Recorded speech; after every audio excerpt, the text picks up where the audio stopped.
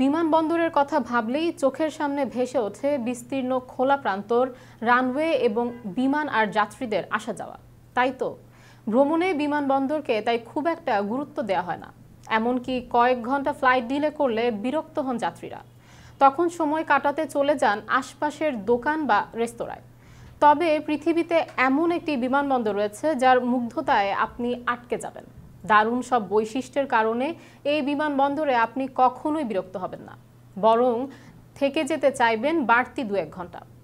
বলা হচ্ছে ওমানের মাসকাট বিমানবন্দরের কথা। অপার সৌন্দর্যে পরিপূর্ণ এই বন্দরটি দেশটির রাজধানী শহর থেকে 32 কিলোমিটার দূরে আলসিব এলাকার মধ্যে অবস্থিত এই বিমানবন্দর। এটি দেশটির প্রধান বিমানবন্দর এবং ওমান এয়ারের মূল কেন্দ্র, যেখান থেকে আন্তর্জাতিক ইউরোপ এবং এশিয়াতে বিমান পরিষেবা দিয়ে থাকে।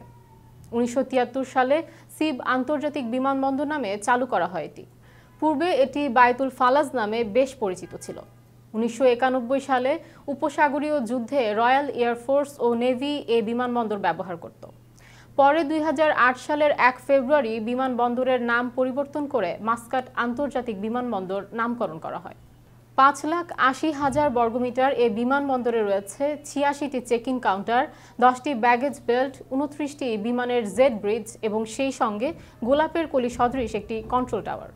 বিমানবন্দরটিতে বিশ্ববিখ্যাত এয়ারবাস A380 ও বোয়িং 747 এর মতো বড় বড় বিমান রাখার সক্ষমতা রয়েছে। বিমানবন্দরটির বছরে 24 মিলিয়ন থেকে 48 মিলিয়ন পর্যন্ত যাত্রী ধারণ ক্ষমতা রয়েছে। দেশটির অর্থনীতিতে উল্লেখযোগ্য অবদান রাখছে এই বিমানবন্দর। এখানে বিভিন্ন পেশায় প্রায় 22,000 ব্যক্তি নিয়োজিত রয়েছেন। এর মধ্যে আমাদের বাংলাদেশেরও অসংখ্য প্রবাসী সেখানে কাজ করছেন।